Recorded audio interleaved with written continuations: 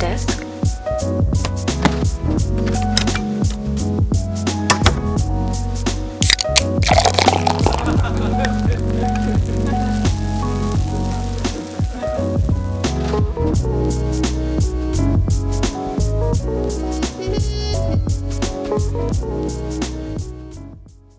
Good morning and welcome to episode 72 of the Cracking Backs podcast with your hosts, Dr. Terry Wyman and Dr. Spencer Barron. How you doing this morning, guys? Hey, you know what? I woke up, so I'm doing fantastic. Hey, Lance, how you doing this morning? Doing great. So today we are joined by Charlie Brown. No, not that Charlie Brown. This Charlie Brown has been a full-time Glendale Fire Department fireman since 2010, where he's been ever since, and currently serves as a paramedic engineer on the ladder truck. In 2018, he helped launch Nextrung, a nonprofit with a mission to end firefighter suicide. Since that day, they have helped over 500 firefighters, first responders, and spouses with free counseling and mental health treatment. How are you doing this morning, Charlie? Great. Thanks for having me. You know what, Charlie?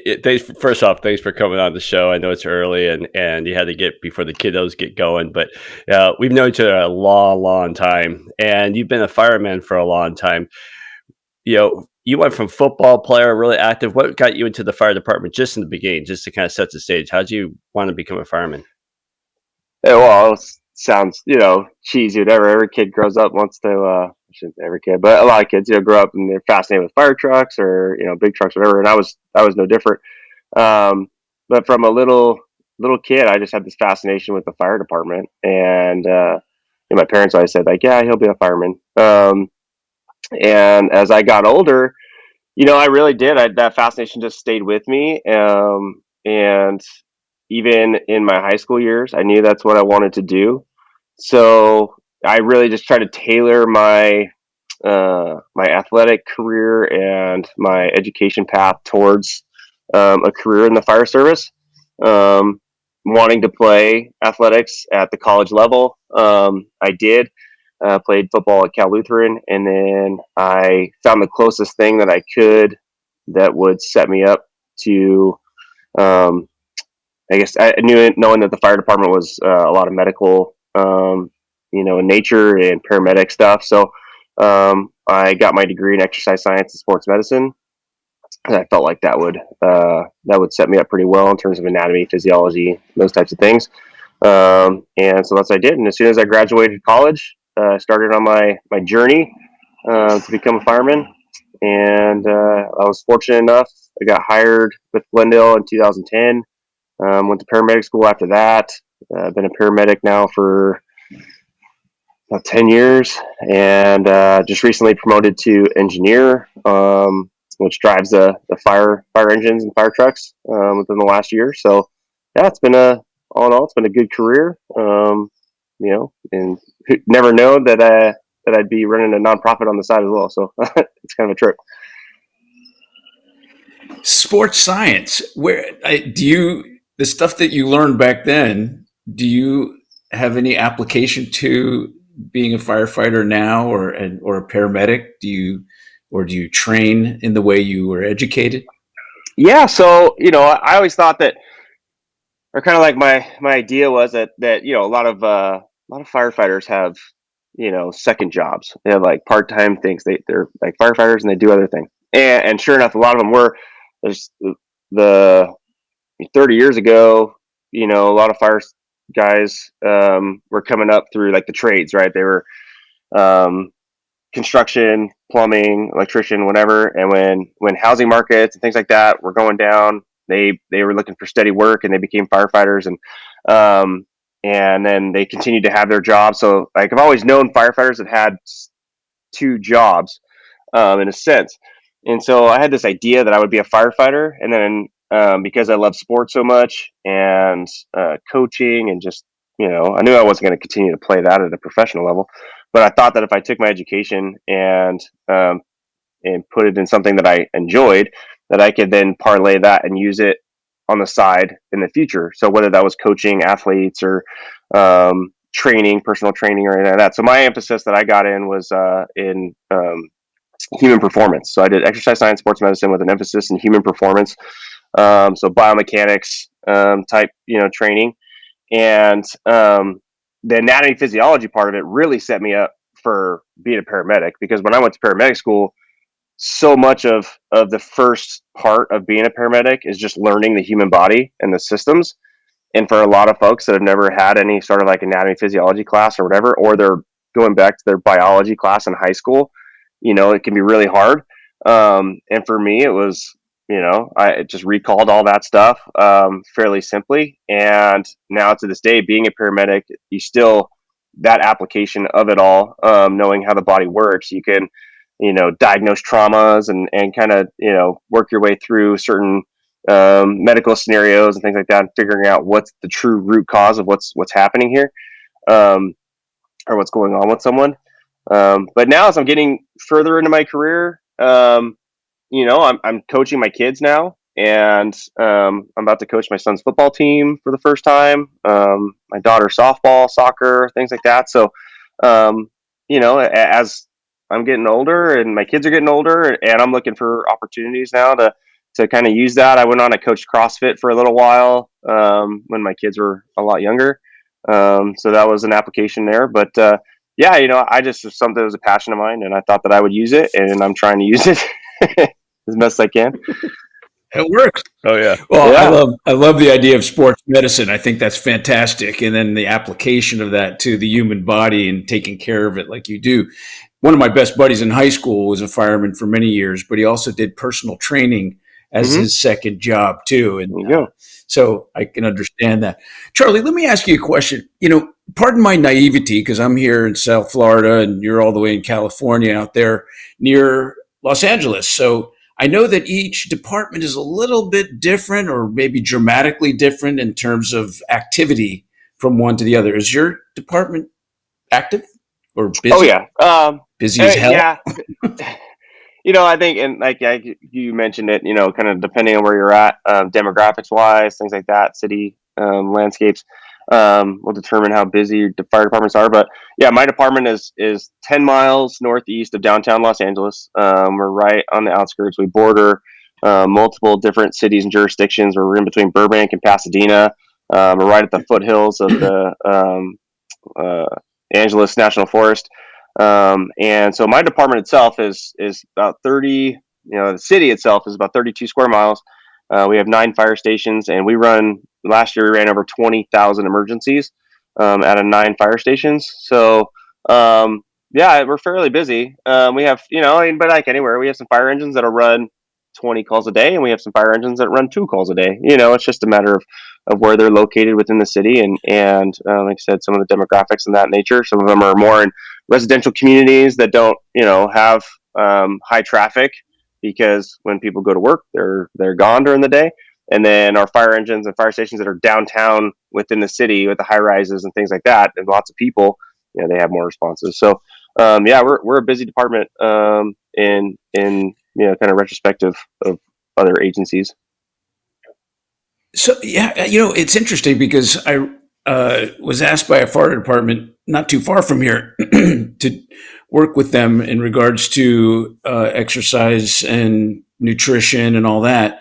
I'll get into some other questions about that for you later on. But my understanding was one of the busiest departments in the country was out here in South Florida, because firefighters are required to be paramedics, and they go out on every call. Is that similar to?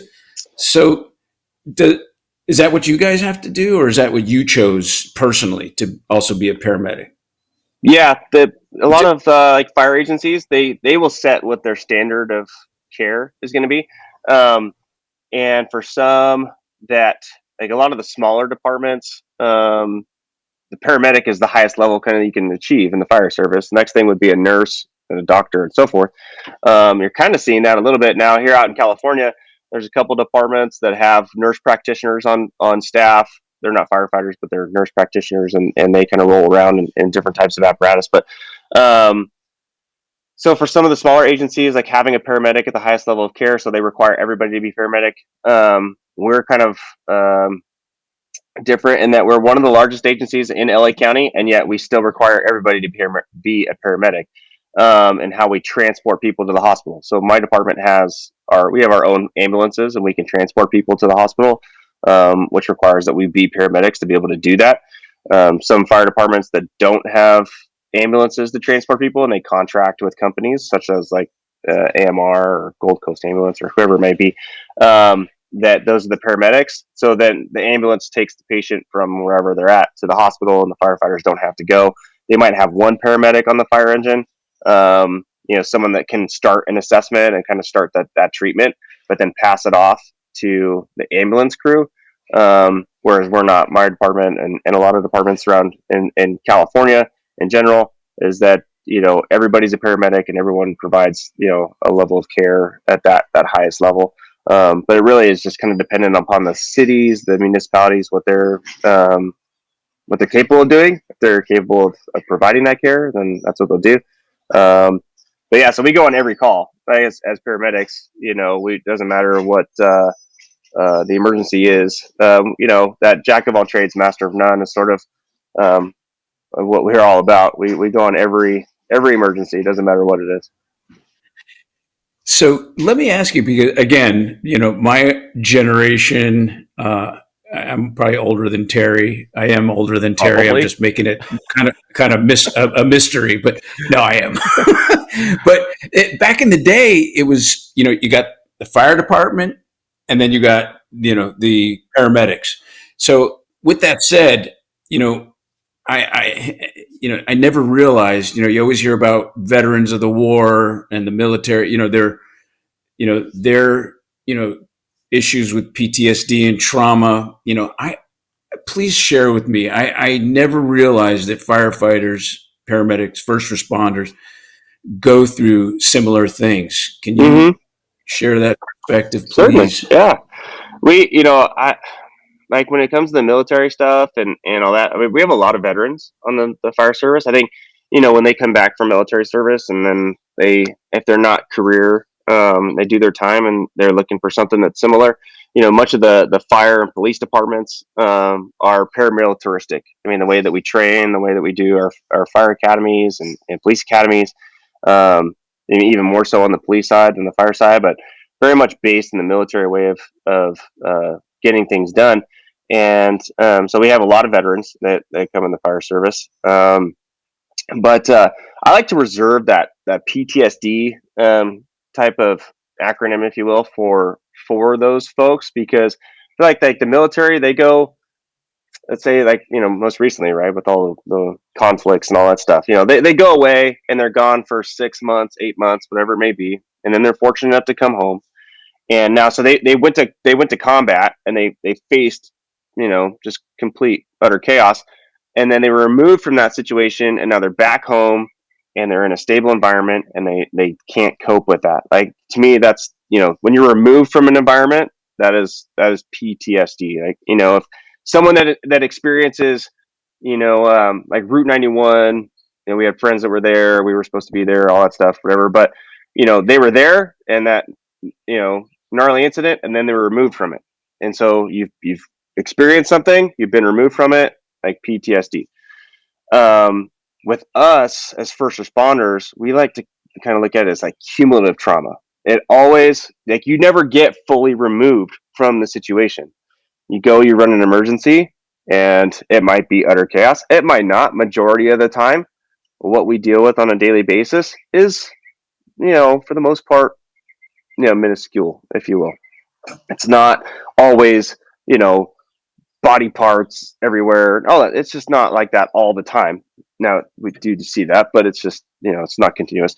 But anyway, the continuous trauma. So you go and you experience something that's traumatic, and the incident is over. You come back to the fire station, and the tones go off again, and then you're out the door and you're on to the next one, and you never had time to process what it was that happened. And so now you're on to the next thing, right? So let's, and it could be anything. Like I was talking about, we had kind of different levels of incidents. You could have really traumatic bad accidents or bad incidents. Then you could have really minor ones.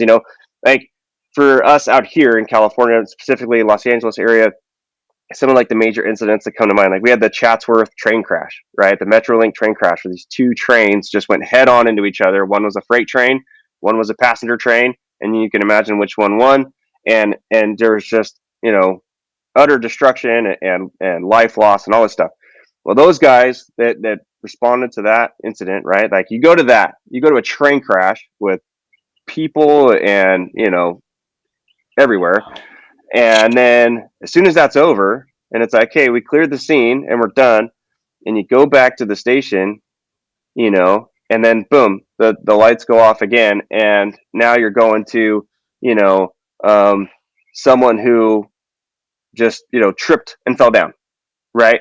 And so now you're going from this, like the most extreme event to a very minor event, and you haven't had any time to decompress or go down between those two. And you're supposed to, and you might still be thinking about, certain things. And now you have to tailor, our treatments wise and all this stuff to the incident that we're on. And it can be hard to focus on those things. So you finish that call, you go back to the station, and, you might start to decompress. You might start some sort of process or whatever. And then another incident happens, and then you're off and you're out the door, and so it's like, you never really have time to stop. And then, depending on where you're at, it's not like this everywhere, but, lack of sleep. So you come back to the station or whatever, and a lot of people are like, oh, you sleep at the fire station, the job's easy because you get to sleep. And it's like, that's just not the case. Yes, we have beds and we sleep at the fire station, and we try and sleep as much as we can, but the reality is that people call 911 24/7, and some places more so than others. We have fire stations where we'll get up, 4, 5 times, 6 times from, we call them like calls after midnight, but let's say you go to bed at 10 o'clock at night, and then you get up 6 times between the time going to bed and when the morning starts, and the tones go off at 7 o'clock the next morning. And so, and each time you get up, even if you get up, excuse me, and go just to the fire engine, and they say, hey, you know what, cancel, you don't have to go. Person says they don't want anybody, and you go back to bed. That's still the physiological response of getting up, going, preparing yourself to get on a fire engine to go. You're not just able to go, right back and reset. And in the case, sometimes you have to go run the call. Now you're awake for, an hour at a time. Sometimes, like if we run a medical emergency and we have to take someone to the hospital, it's usually about 45 minutes to an hour each time. And if you have 4 of those through the night, I mean, that's almost 5 hours of no sleep. So these compounding continuous trauma events that you never get to decompress from, we go home. So for me, I work a 48-96 schedule. So I'm on shift for 48 hours and I come home for 4 days. So let's say over the course of the 48 hours, I run, 20 emergencies, 10 a day. It's like an average, decent time. And we get up twice every night. So we get twice on one night, twice on the next night, and then I come home for 4 days. Well, that first day, the science of what they're looking at now, like sleep deprivation, and they're studying the Navy SEALs and a lot of military, folks in sleep deprivation and some of the effects of that. When you wake up just once, they say that, it takes, I think, like an hour or 90 minutes of REM sleep to try and recover from that one. So if you imagine I keep waking up and you're never going to get into that REM sleep for that long, you're never going to recover. And then you're going to go home. And a lot of times what we see is the first responders, they go home and they're disconnected from their family. They're disconnected from work. They kind of dissociate, spousal, like marriages and stuff like that. There's conflict in the home because, why is my firefighter so grumpy when he comes home? Why is he not happy to see his family? Why is he or she not, more, happy and go lucky and all this other stuff?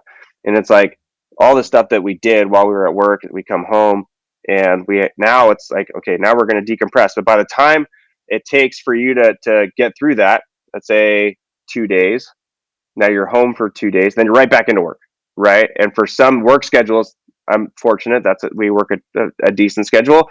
The previous schedule that I worked wasn't like that. You worked a day and then you're off a day, and then you worked a day and then you're off a day, and then you worked a day and then you're off for 4 days. And so those days in between, there you never recover. It's like you'd come home and it would be, we call them wasted days, because you're not getting anything done. You're exhausted. You need, still need to catch up on sleep. Um, probably not getting much done with the family and things like that. And so, it's just compounding. And if you do that over the course of a career, 30 years is what we're mostly shooting for, is a 30-year career. All those compounding events are just eating away at us. And if we don't have a way to shed those things, to decompress, if we don't have good, healthy habits, to take care of ourselves, taking some self-care wise, and we're just not being aware of those things. We're not, just taking care of our families, or being aware of our needs per se, of, like, hey, recognizing and trying to head something off before it turns bad. If we don't have that, then it ends in some really bad, instances, whether that's divorce, family separations, drug and alcohol abuse, and then the worst, would be a suicide. So, total respect for the military. I think I have the highest reverence for those folks and what they go through. And I have a cousin of mine is deployed right now, out in Kuwait. He's in the Air Force, and I can't imagine. I go to work for 48 hours and I come home, and during fire season, wildland fires, I might go away for a few weeks. My cousin's been gone for almost 6 months, and it's a completely different animal. I think, what they do is absolutely incredible. And then what they've faced over the last few years being a military member, I think, they need so much. But us as first responders is, we need to tailor our health and well-being, and look at the things that are really, really destroying us, and a lot of it can be self-induced type stuff that we're not aware of. On a different, we just got a brand new puppy, and it wakes us up at 3 o'clock in the morning, and I'm already grumpy. So I can't, I never even thought of that side of the sleep deprivation. I always thought it was what you saw on your job. I didn't even think about the sleep deprivation. But when that cutest little freaking dog barks at 3 o'clock in the morning, I want to kill him. So I get that. The question I have, Charlie, that our brains don't really develop until we're like 25. So what do you see when these guys are coming out at 19, 20, 21, and they're being thrown into this, and they don't have not only the brain, but the physiology to handle this? Is that a factor, or is it more of just physiology? Anybody? Or is it one major incident you see that can just throw you off the edge? What's your thought on since you have degrees in physiology? What's your thoughts on these men and women coming in when their brain isn't fully developed and they have to deal with this? Yeah, to be a firefighter, you had to be 18 years old and have a pulse. I mean, that's kind of what it used to be. It's like being in the military. Now there's a little bit more requirements to it.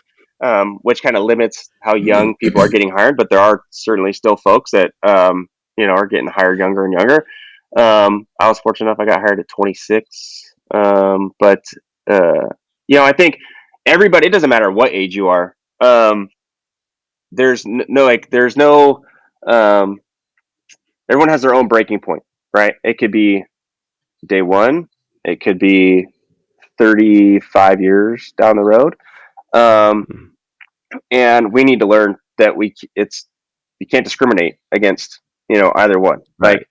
Like, you can't look at the first one and say, a person who's brand new to the fire service, and, if you've never done CPR on somebody, and so it's not even just the fire service. They start off, most people that start off a journey into the fire service start off working as an EMT, working towards being a paramedic or whatever. So they're working on an ambulance. And so in that regard, one of the first traumatic events that they're going to see is doing CPR on somebody. And if you've never done CPR on someone, or seen it done, it can be absolutely terrifying. You start doing compressions on someone's chest and you feel their ribs breaking, underneath your hands, and you're just like, oh my gosh, I'm going to kill this person. because I mean, am I pushing too hard, or what's, happening? And then all that's happening in the course of that event, with respirations and family screaming and whatever it may be, whatever it could be, if it's outdoors in a public area or it's at home in a private area, whatever. But that event in itself can be traumatic. And so it doesn't matter if you're, let's say we got some folks that later in life that they decided they wanted to, change of career choice or whatever, and they're coming in and they're 40 years old, and good on them, like 40 years old, and they're jumping in and they're going through a fire academy and they're completing it and doing all that stuff. Hey, good for you. I'm only 38. I just turned 38 yesterday, and I don't want to go through a fire academy again because I don't feel like I would make it. I'd break down. That's why I have you, Terry. Yeah. So for them, again, even though that they've been around, they're 40 years old, like that first experience is going to be, or can be, eye-opening and traumatic. And then they're like, I don't know if I want to do this. It all seems, well and good until you get to have to do the job. And then it's like, is this really what we're doing? So I just say we just can't discriminate against, what someone's breaking point is. The big thing we need to do, and being aware, even if we're not the one experiencing the event, we've been there. If for someone who's had experience and has been through that event, is being aware and saying, for that person who's seeing it for the very first time, like, hey, it's okay, right? Is everything okay? Understanding that could be a traumatic event or something like that, that you can, you got someone to talk to, you got somewhere you can vent, you can shed anything like that. They're comfortable communicating, just to make sure that they're okay. I think in the past, like the fire service in general, first responder community, it's been, you just don't talk about any of that stuff, right? Like, this is the job. You would have people that would go and do that, and then they, those types of emergencies, they would perform their duties. They would come back to the station, and inside they're just like absolutely terrified. They don't want the tones to go off again. They don't want to run another call because they're still absolutely mortified about what they saw on that previous one. And they feel like, I'm not going to be able to perform their duties, whatever. And they're just internalizing all this stuff, right? So building and building and building. And pack it down. We just pack it down and show no emotion. And I'm good. And don't worry about me. And, suck it up, kid. It's part of the job. It's what you signed up for, blah, blah, blah, right? That's old school, fire service, military, whatever, suck it up and move on to the next one. And that's just not the case. Like, you just can't, we can't do that. That's just, we're, for one, and it's not because you're weak or because, you just don't get it or whatever. I mean, physiologically, our brains are not designed. And like I said, I don't care if you're 50 years old and been doing this for 30 years, or you're 18 and it's your first time. Our brains are not designed to take and process some of these things, right? We cannot, physiologically, we're just not designed as human beings to take trauma continuously like that and to just process it and move on. Charlie, I know police officers, after an incident, they get debriefed. They get that moment with the psychologist or the therapist or whoever. I mean, I don't know the detail of how how it all happens, but I'm not hearing that you guys get debriefed, or you have after a major trauma or mass, injury. You haven't said anything about where you would go today. So is the system broken? Yeah, I think, so we do have what we call critical incident stress debriefings. Like, that is part of our, like, one of the things that's come up over the years as the fire service has evolved, as things have evolved, we have implemented tools to decompress and treat our folks. Critical incident stress debriefing, or critical incident stress management is one of them. And then now what we're seeing is peer support, which is what our organization, Nextrung, helps to provide. But fire departments are forming their own peer support teams and doing that regard. And we can talk about that. But yeah, like what you see mostly though is that those are reserved per se for larger scale incidents, right? So like for instance, the train crash, right? When the train crash happens, they're gonna take everybody from there, and they're gonna and it might happen, a couple days down the road. It might happen right after. They're gonna usually try and capture, everybody that was there and do a stress debriefing. That's a big incident. It affects a lot of people, and they're going to provide, and they'll bring in a clinician, and they'll bring in their trained personnel, and create an environment. Just kind of talk about what happened, and if anybody wants to talk about it, we're here to talk about it. And so it really like that kind of depends on what the incident commander or whoever's running the incident, if they deem it to be worthy of having that. So again, we kind of save those for like the bigger incidents. Well, we go on a ton of incidents, and they're not just like the big ones happen rarely, and we go on incidents on a daily. So it's like we should be doing that continual, but we don't bring in the whole SISM team for a cardiac arrest, because we'll run 4 cardiac arrests in a day, and so it's like where we need to go in terms of like the fire service and first responders in general is creating a culture, of mentality of where we are continually decompressing with each other, right, and creating an environment where we're all talking about it and we're all decompressing, and not having to say, hey, put your hand up and say, hey, I need SISM, and then bringing the SISM team in and like decompress from one thing. Like we still need those, right? But on a daily basis, though, we just need to do a better job of decompressing from the things that we do on every day.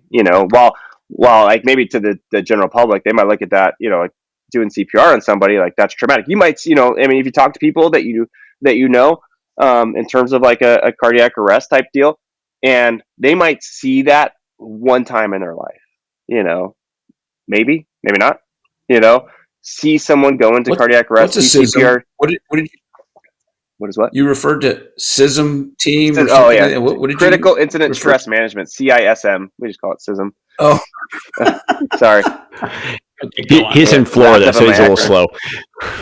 No. you knew what a SISM team was? Of course I did. So, hey, Charlie, you brought up a couple points, and one of them is old school versus the new thought process. And old school is like suck it up, be a man, all that kind of stuff. And you guys are.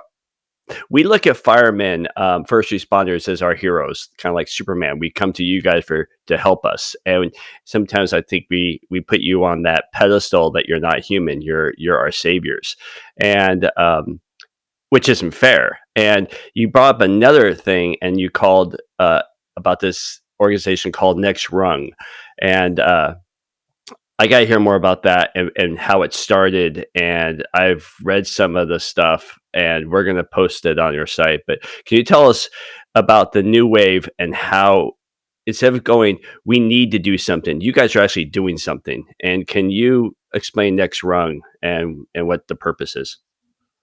Yeah. So, like I mentioned before, it's creating this culture of where we're talking continuously with each other. And like I said, there's a push in the fire service and first responder community to create these teams called peer support teams. And what those are just groups of individuals that go through some training. And really, what we are is just we're active listeners. And when incidents happen. And it could be anything. It could be something at home. It could be something on the job. It could be whatever it may be. We're here. We're your peers, right? We stand beside you. We know what the job is all about. We run the same calls. We do all the same things. And so we have an understanding of what it is and where you're coming from. And so you have that peer, right? It's peer to peer. It's like, hey, I'm just talking to somebody that is familiar with my, sort of situation, and I can just get this stuff off my chest, right? It feels so much better. I just get it off my chest. I'm not looking for any sort of, magic solution or, solve all my problems or whatever. But a lot of times just venting and getting stuff out make you feel so much better. So we've started these peer support teams, and Nextrung, our organization, we founded in 2018 as a nonprofit. And it's myself and Blake Stinnett, who's a buddy of mine who lives in Georgia. He's a firefighter just outside of Atlanta. And we started this idea back in 2017. Blake himself came up with the name. He had the idea of, at first, was like kind of selling some T-shirts, things like that, to raise money to donate to a nonprofit. We decided, well, why give the money to another nonprofit? We can just start our own. And so, and we were looking at ways of trying to make the fire service better. Both really big into fitness, and you know, trying to make ourselves better in that regard. We feel there's a huge connection between your physical health and your mental health. And so, you know, we're like, at the time, 2017, summer 2017, no one was really talking about mental health. It was just kind of a little red button. You know, you hear some fire chiefs talk about it and be like, hey guys, your mental health's important to us. And, you know, just let us know if you have any issues. You can always talk to the fire chief. And it's like, no one wants to talk to the fire chief. You know, it's just not like, no, I'm good, you know. Because for one, there's fear, right? People don't want to talk about things because there's fear of being disciplined, you know, hey, or someone's going to think I'm weak, or, you know, it's going to get out there, and they want to keep it confidential. And they don't want people seeing them in some sort of light, like they can't handle their problems, you know, like, oh, look at so-and-so, like, he can't even handle his own family. Like, you know, how's he going to do here? Whatever, you know, because we are, at the end of the day, I mean, we're a bunch of gossipers, and, you know, there's a joke. It's like, tell a friend, or tell a phone, tell a friend, tell a fireman, and it'll, you know, whatever your problem is, it's going to be out in the public, you know. So it's like, guys are like, clam up. We don't want to talk about things. And Blake had an incident where he had one of his academy instructors who, he was like, dude, the guy was solid. Seemed like he had no problems whatsoever. You know, guy committed suicide like 6 months after the academy was over. And he's like, and a lot of times we see this when you hear of a first responder taking their own life. And it's always like, I had no idea. That guy or girl, you know, seemed like they had everything going for them. Why would they take their own life? It just doesn't make any sense. And so, you know, we're really good at putting on a show. Like, we're really good as first responders at, like, just drawing a line and keeping, you know, work and whatever over here, and just leading this, like, hey, you don't even need to know, like, that the adage, the duck, right, that's on the water, and like feet underneath are just going a mile a minute, and up on the water just looks all calm and cool, collective, but no one knows what's going on underneath. And it's like, we need to get what's going on underneath, because you don't know what's that going to lead to. And so we started that process, and in 2018 we launched, and we're like, how are we going to help people? Let's, you know, how can we talk to people? Social media is a big, you know, thing nowadays, and that's a way to communicate with each other. But we needed some way where people could reach out. So we started a phone line, where firefighters, first responders from across the country, they can text into us. You know, a lot of times it's hard to verbally say, like, hey, I have a problem. But text messaging, man, there's no problem. You just type it out all day long. And so that's been huge. And so we started off just Blake and me, just answering text messages and phone calls. And we always said, if we helped one person, then it would be worth it. And we would take all of our money. Like, we would pay for treatment if we had to. But people have been donating ever since. We've grown our peer support team. So now it's not just Blake and me. We have 17 peer supporters from across the country. We have people in Florida. We have people in Hawaii. We have people on the West Coast, New Mexico, Texas, South Carolina, Georgia. We're trying to expand our team, you know, and get more people online, so that, you know, we have peer supporters in all different time zones and different areas, and they can try and, you know, communicate with each other. And then, you know, the next step was like, Blake and I, when we first started, you start text messaging people, like, all right, we're going to help people, right? Let's just talk about issues they got going on. And I kid you not, like, if you were to try and write out a TV script or a movie or whatever, like, come up with the worst possible, like, scenarios, you couldn't do it. You could not come up with some of the stuff that people are dealing with. And it's just like this is above me. This is above, like, I'm sitting here as a, you know, close to 15 year firefighter, you know, with some experience, seen some things, done some things. And it's like, I got nothing. I don't know. That's not in my playbook. That's not in my, you know, carousel of photo images, you know? And so how do you talk about this? And so the next step beyond that was getting people to like professional counseling. And so we're like, hey, we're not professionals. We're not mental health professionals. We're simply firefighters, and we're just trying to help. And so, but these individuals, they need some extra help. And so, what can we do to get them there? You come to find out there's a lot of hangups for folks that, insurance doesn't cover mental health treatment. It's getting better, still not very good. But they don't want to go see a counselor because they're afraid, again, that they're going to get disciplined for something. That it's going to get back to their fire chief or whatever. It's against the law, but the fear is there. And so, I don't know who to call. I don't know where to find a counselor. I don't know. I can't do that. I can't, all these that prevents them from going. And we're like, you know what? We're going to, if we took everything off your plate, would you go? Everything, including the finances and everything, would you go? And if people say yes, then all right, then that's what we're going to do. So Blake and I started making phone calls to counselors. Like, where are you at? Most of, like, when people call in or text in, it's completely anonymous. We don't know where they're coming from. We don't know the fire department. We don't know any of that stuff. They can give us that information if they want, but it's not required. When they move on to, hey, we need to see a counselor, then that's when we ask, okay, well, where are you located at? What's, city-wise? Don't need to know your fire department. Don't need to know your fire chief. Don't need to know any of that stuff. Just where are you at? And so then we just start, putting a plot on the map and start making phone calls to counselors in the area. Say, hey, this is what we do. Do you deal with first responders? Some of them say, hey, I've already gone to a counselor. They had no idea what I was doing. They had no idea what it was like to be a firefighter or be a first responder. They are no help at all. Some places they have employee assistance programs or EAPs. And part of an EAP, they have a counselor on file. Well, guess what? That counselor happens to be like an adolescent counselor, and they don't really, they have a counselor on file, but they don't really deal with first responders per se. And so someone went through their EAP program and they're like, I got zero help from my city. I got zero help from my EAP. This is completely useless. I'm not doing it anymore. And so we're like, no, we're going to find counselors that know what it is that you do, that understand the job. And so we start, vetting them out, saying, hey, are they culturally competent clinicians? Do they understand, whether it's military, fire, police, whatever it may be, making sure that they understand what that is. And then we arrange the payment for them and say, hey, just show up, just go. You're taken care of. You're paid for. You got an appointment. Just go. And so, we started doing that, and now we contract with the Counseling Team International, and they help us to facilitate getting people into treatment. We provide financial aid for licensed counseling up to like we call it 6 sessions. Try to get people back to baseline, so they have their intake session and they get multiple sessions after that, and try and get them back to baseline. They're good. If they need more, we can certainly help to cover that or offset those costs.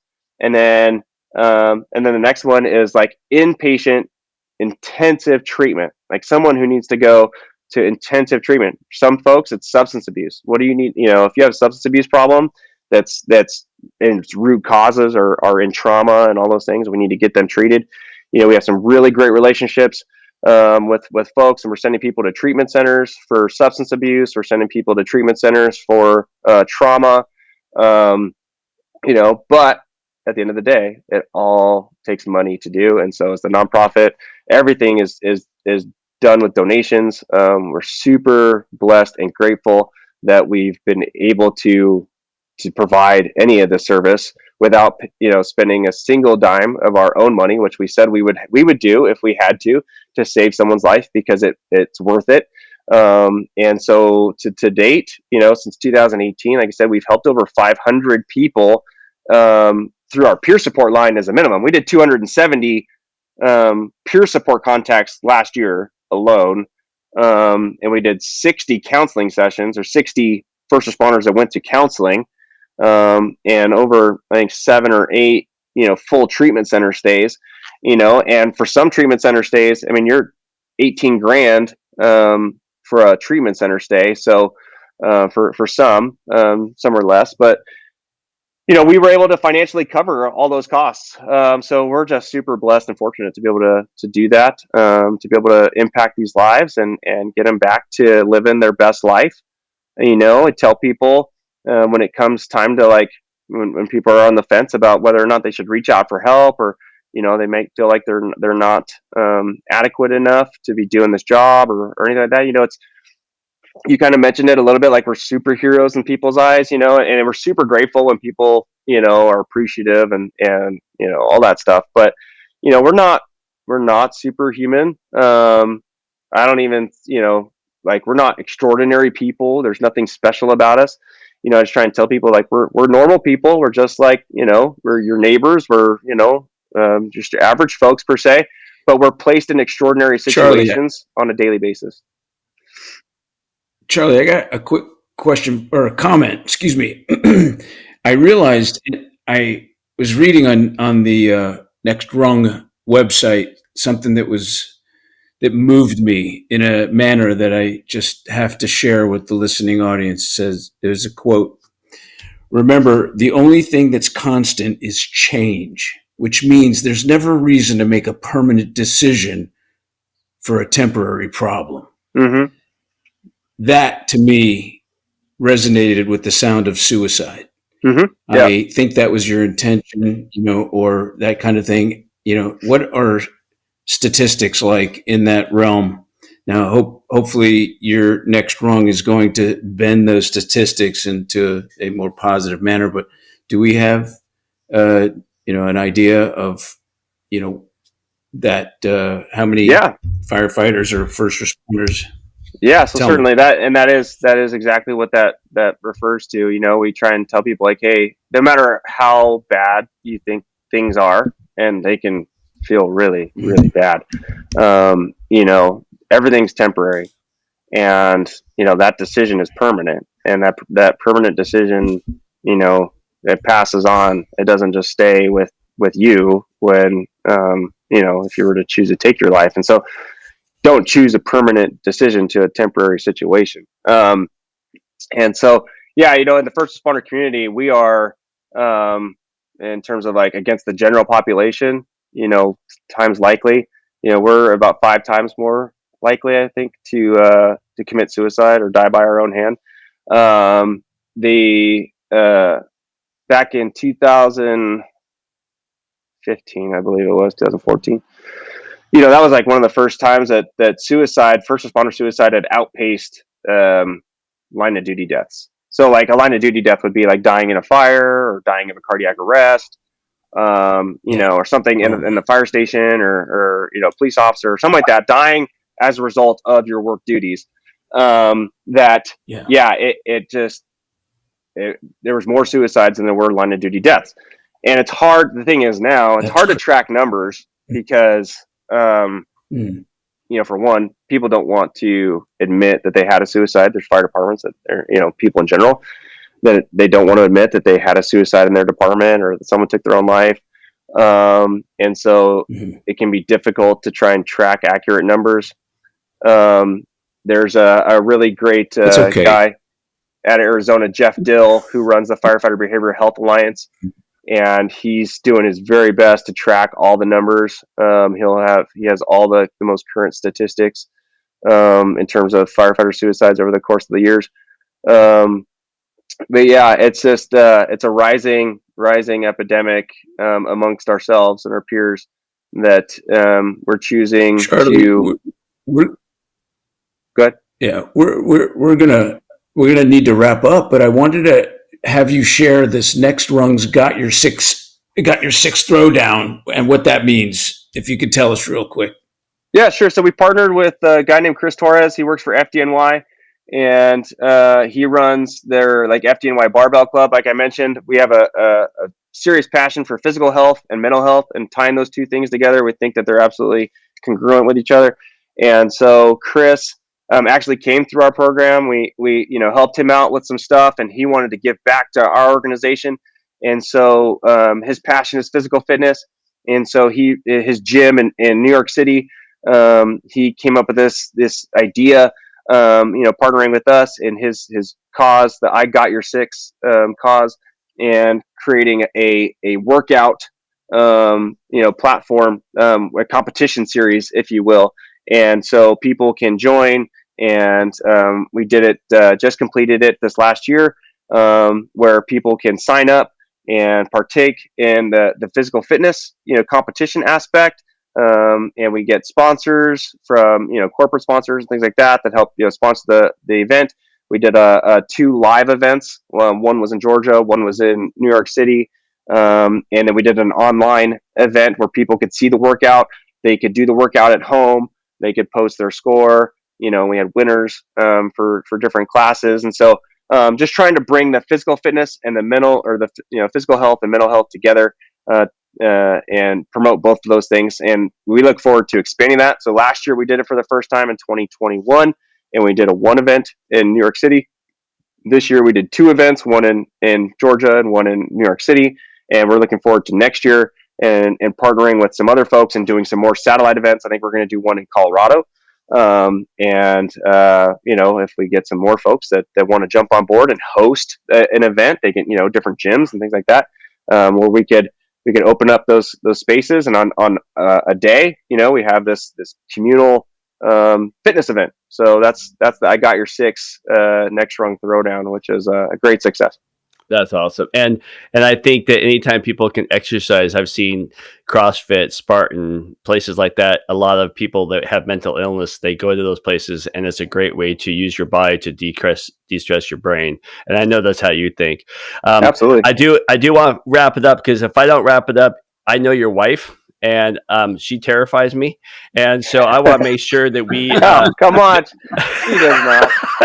I want to make sure that we wrap it up, and so you don't get your butt in the sling because you didn't make your son's graduation. But talking about mental stress. How can people? What I loved about your program when you first told me about this was, all the money goes to help kids. You're not here to profit. You're not here to make money. You make money from your job. You're here to help others. And I think that's a rarity. In fact, we had Navy SEAL on, and when we talked to him about Nextrung, he goes, how much money goes to the program? I go, I want to say everything. These guys don't take a dime. He goes, that's rare. And so I want the world to hear about this program. So we're going to post your link to your website on the description. But for people that are driving that don't have that, can you tell people how to donate to your program, how to get involved? If they're a fireman, how can they get part of your program? Can you just tell people how to get involved with you? Because you're fantastic. Yeah, for sure. Yeah. So the website's real simple. It's just nextrung.org. And it's like, next rung, like climbing the ladder. So climbing up to the next rung, just keep climbing forward. And up there on the website, on the top drop down menu, just go to the Change Lives campaign, because every dollar donated helps to change a life. And again, yes, like you said, 100% of that money that we raise goes right back into it. All of our peer support team is all volunteer. Blake, myself, our board of directors, no one is compensated in any shape or form. Everyone, we all have the mindset of just leaving the fire service, the first responder community, better than we found it. Like, just leave it better than you found it. And it doesn't matter. It's not our money to do, like what we want to do with it.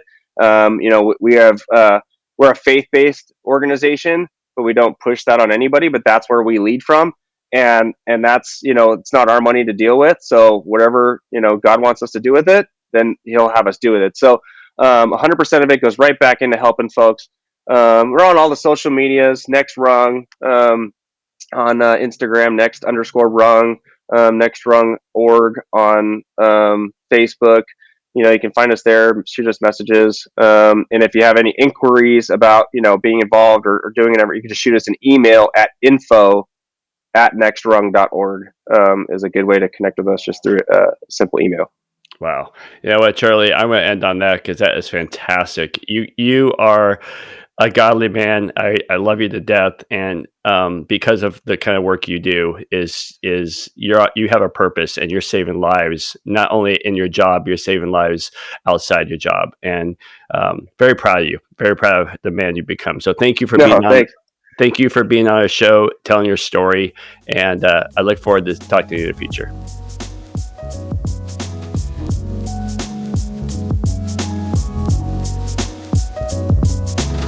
Thank you for listening to today's episode of the Crackin' Backs podcast. We hope you enjoyed, and make sure you follow our Instagram at Crackin' Backs podcast. Catch new episodes every Monday. See you next time.